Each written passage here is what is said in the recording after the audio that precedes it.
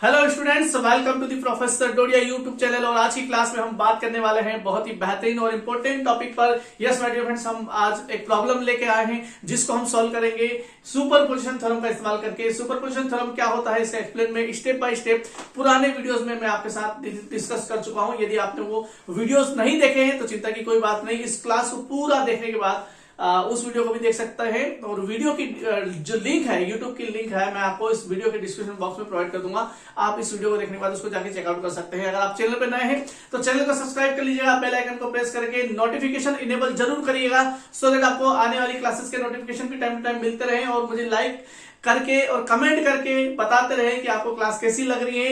और ये भी जरूर बताएं कि आपको कौन से टॉपिक्स पे आगे वीडियो की रिक्वायरमेंट है। आज मेरे पास एक प्रॉब्लम है जिसको हम सॉल्व करने वाले हैं with the help of superposition theorem.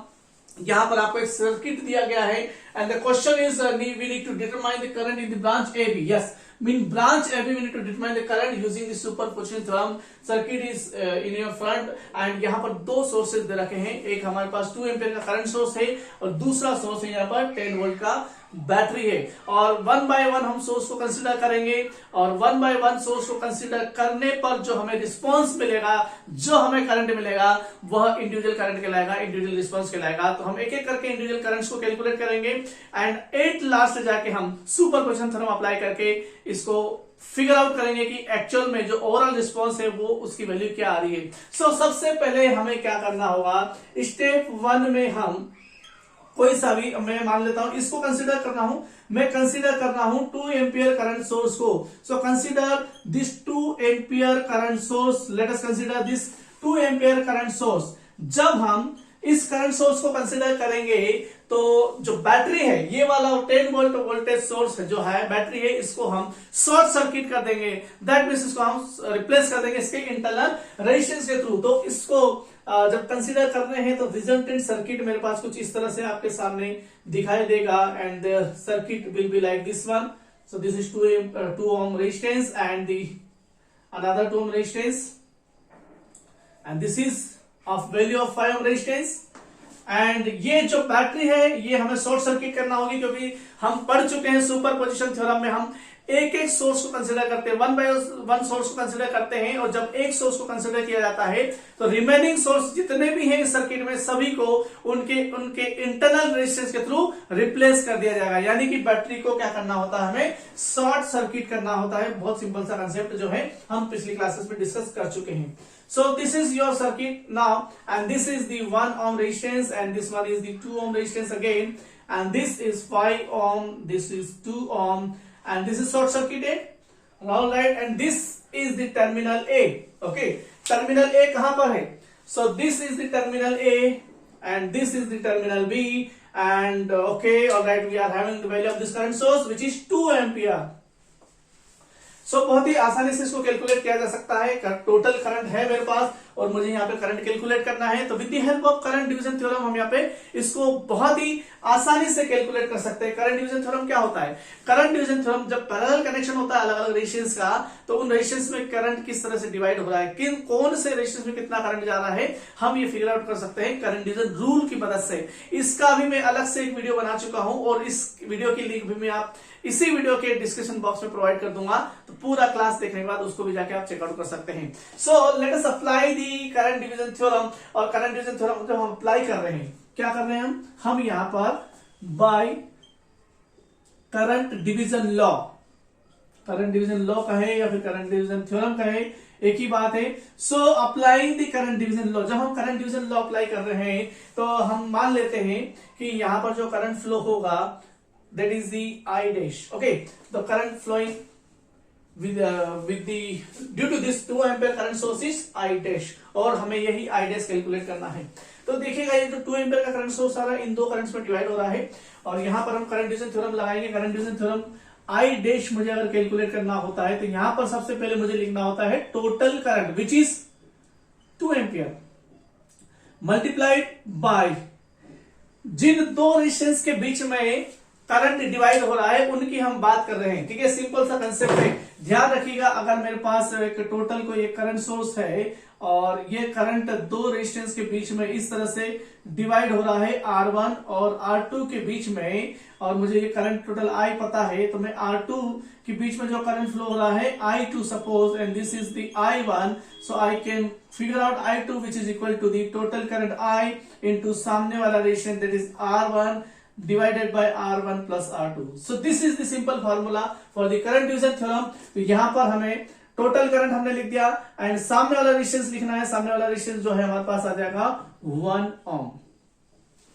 इन दो रेजिस्टेंस के बीच में करंट डिवाइड हो रहा है तो अपोजिट रेजिस्टेंस 1 ओम आ जाएगा एंड यहां पर अगेन 1 ओम प्लस ये टोटल रेजिस्टेंस। तो ये टोटल रेजिस्टेंस यानी कि this parallel combination plus this series combination हमको लिखना होगा। ध्यान रखिएगा, ये इनको कैसे कैलकुलेट करेंगे आप, ये भी आपको कैलकुलेट करना आना चाहिए। ये दोनों रेजिस्टेंस क्या है, पैरेलल में हैं। ठीक है, तो ये पूरा रेजिस्टेंस की अगर बात करें यहां से लेकर यहां तक का, इन दोनों का पैरेलल कॉम्बिनेशन सॉल्व करेंगे और जो भी रिजल्ट आएगा वो इसके साथ में सीरीज में रहेगा। तो इन दोनों का पैरेलल कॉम्बिनेशन क्या आएगा, 2 into 5 divided by 2 plus 5 which is 10 divided by 7।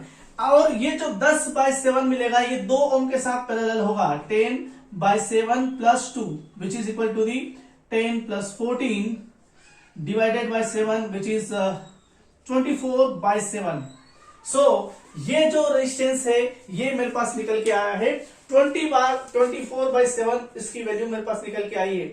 ठीक है, 24 by 7, तो 24 by 7 को भी मैं एक्जैक्टली कैलकुलेट कर लेता हूं। मेरे पास ऑलरेडी कैलकुलेटेड वैल्यूज है, आप भी कैलकुलेटर की मदद से इसको एग्जैक्ट कैलकुलेट कर सकते हैं and the exact value is 3.428। So the exact value is 3.428। So this is the value of this one resistance and मैं इसको यहां पर लिखूंगा 3.428। ओके, समझ में आ गया है। दो रेजिस्टेंस है R1 R2, ये फार्मूला होगा, तो ये हो गया आपका R1 divided by R1 plus R2। So this is the basic equation for the I dash. तो 2 will be multiplied with this one and this whole combination will be 2 into divided by 3 point something is will be added in the 1, so it will be 4.428। And जब हम ये I dash को निकाल रहे हैं 2 से divide करेंगे 4.428 को, तो यहां पर भी आप कैलकुलेटर की मदद से इस वैल्यू को कैलकुलेट कर सकते हैं।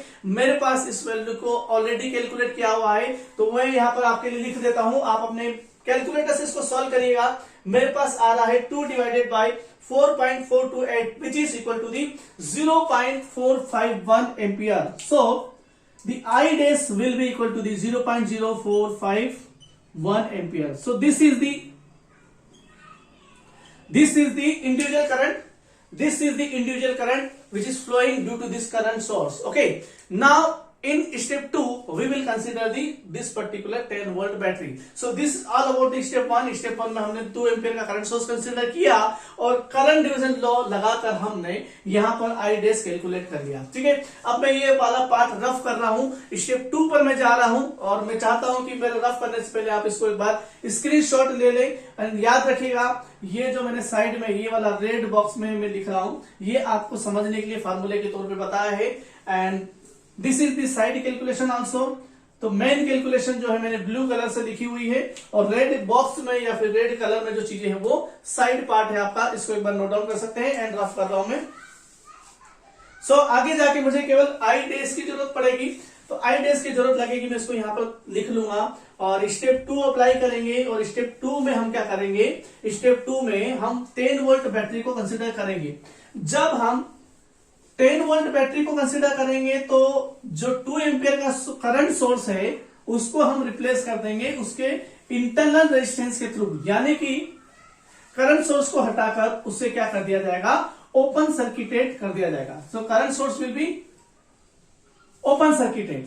ओके, सो हमने जो अभी कैलकुलेट किया है that is I dash which is equal to the 0.0451 ampere. So this is the I dash and now let us calculate I double dash. So let us calculate I double dash which will be calculated by considering the 10 volt battery. So in step 2, so let us move ahead for the step 2 and let us consider what? Let us consider 10 volt battery or 10 volt voltage source, and by considering this voltage source, the current source will be open circuited and the circuit will be like this. This is 1 ohm, this is 2 ohm, this is again 5 ohm and 2 ohm, and this is battery which is active right now. So this is open circuited, 1 ohm resistance, 2 ohm resistance, 5 ohm resistance, and again this one is the 1 ohm resistance. So, and this is the battery plus minus 10 volt source, voltage source, and okay, let us draw it properly.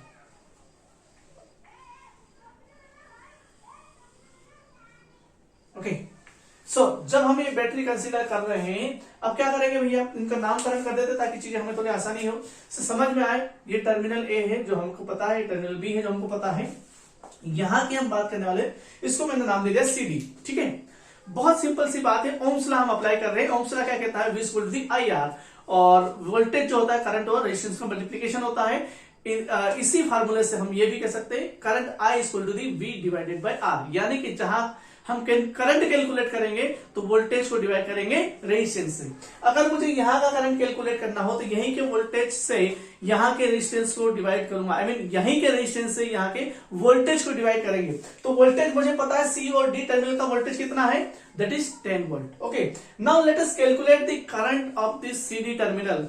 So current of this particular CD terminal which is RCD will be equal to the, very simple, हमें यहां का resistance calculate करना है तो this will be in parallel combination and the resultant will be in series with the 5 ohm, and इस तरह से हम इसको सॉल्व कर लेंगे। One second, this will be in series combination, और ये जो होगा पैरेलल कॉम्बिनेशन में होगा 2 + 1 2 ओम और 1 ओम आपका सीरीज कॉम्बिनेशन में हो जाएगा, एंड जो 2 ओम और 1 ओम को हम जोड़ेंगे तो 3 मिलेगा और इसके साथ में पैरेलल में होगा। ठीक है, 3 और 5 को हम पैरेलली सॉल्व करेंगे, then we will solve this one with the series combination. So let us write 2 + 1 is 3 in parallel with the 5, and the result will be in series with 2 ohm resistance. So this is the RCD. So RCD will be equal to the 3 into 5 divided by 3 + 5 + 2. So basically RCD will be equal to the 15 divided by 8 plus 2. So RCD will be equal to the 15 plus 16 divided by 8 only. So this is the LCM. So RCD will be equal to the 16 plus 15, it is 31 divided by 8 only. सो यहाँ पर RCD calculate होके आ जाएगा। मेरे पास इसकी already calculated value है, आप इसको एक बार अपने कैलकुलेटर की मदद से सॉल्व करके बताइएगा कि RCD की वैल्यू क्या आ रही है। RCD is 31 divided by 8 which is 3.875 ohm. So this is 3.875 ohm. So this one is the RCD and we are just interested to calculate the current ICD. So current ICD यानी कि C और D पे जो current flow हो रहा है वो will be equal to the voltage CD divided by the resistance CD. That means current CD will be equal to the voltage क्या है 10, resistance कितना है 3.875. So ICD will be equal to the 10 को divide करेंगे 3.875 से। Again आप calculate करिए, मेरे पास कैलकुलेटेड वैल्यू है, मैं इसको यहाँ पे लिख देता हूं, आप कैलकुलेट करके क्रॉस चेक करिएगा तो आपके पास जो करंट आ रहा है ICD that will be 2.580. So this is 2.580.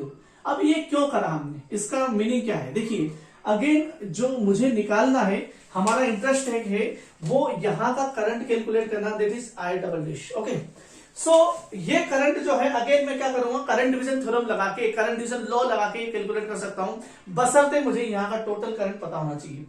सो सबसे पहले मैंने यहाँ का जो total current that is ICD वो मैं कैलकुलेट कर चुका हूं।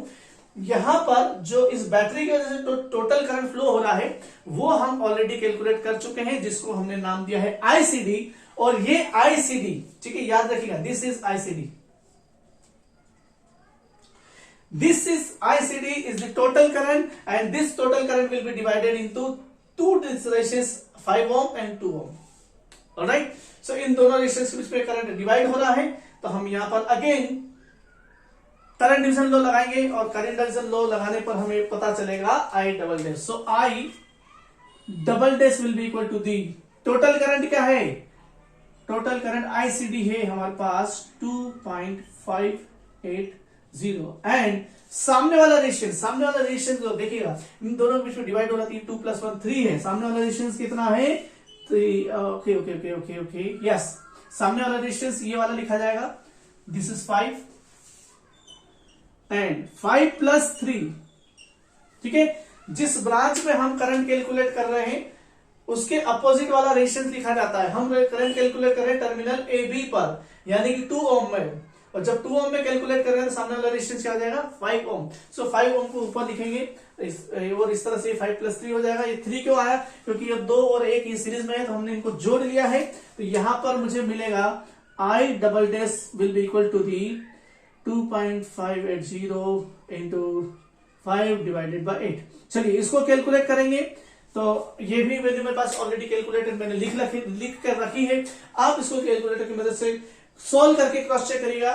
क्या आपके पास आई डबल डैश 2.58 × 5 / 8 एंड इसकी जो वैल्यू आ रही है क्या आपके पास 1.6125 एम्पियर आ रही है, 1.6125 ampere. This is the value of I double dash. So क्या किया है हमने स्टेप 2 में we just consider the 10 volt battery source and by considering this 10 volt battery source we just need to remove this 2 ampere current source by replacing their internal resistance, its simple internal resistance. So इसको हमने open circuit कर दिया. Open circuit करने पर हमको पता चला कि यहां पर ए बी का करंट पता करने के लिए हमें पहले टोटल करंट पता होना चाहिए. तो टोटल करंट हमने ओम्स लॉ की मदद से यहां पर हमने कैलकुलेट करा, आईसीडी आ गया, और टोटल करंट की मदद फिर हमने करंट डिवीजन लॉ लगाकर यहां पर I dash double dash calculate कर लिया है. ठीक है, तो अब मेरे पास आई डबल डैश भी आ चुका है, मैं इसको भी यहां लिख देता हूं. So now we are having I double dash which is equal to the 1.6125 ampere. So this is the I double dash. Now apply the superposition theorem. So let us apply superposition theorem and write the overall current. So what the superposition theorem actually states, it states that the overall response in any electrical circuit is always equal to the algebraic sum of all responses. Algebraic sum of all individual responses. Okay. And individual response can be calculated by considering one source at a time. Okay, so by considering one source at a time, so जब हमने one source at a time consider किए तो हमारे पास individual response आ गए हैं जिनको हमने I dash और I double dash के नाम दे दिए हैं. और सुपरपोजिशन थ्योरम क्या कहती है कि जो ओवरऑल रिस्पॉन्स है, जब हम दोनों सोर्स को कंसिडर करेंगे तो दोनों सोर्स को कंसिडर करने पे मान लो यहाँ पे जो करंट फ्लो हो रहा है वो I हो रहा है.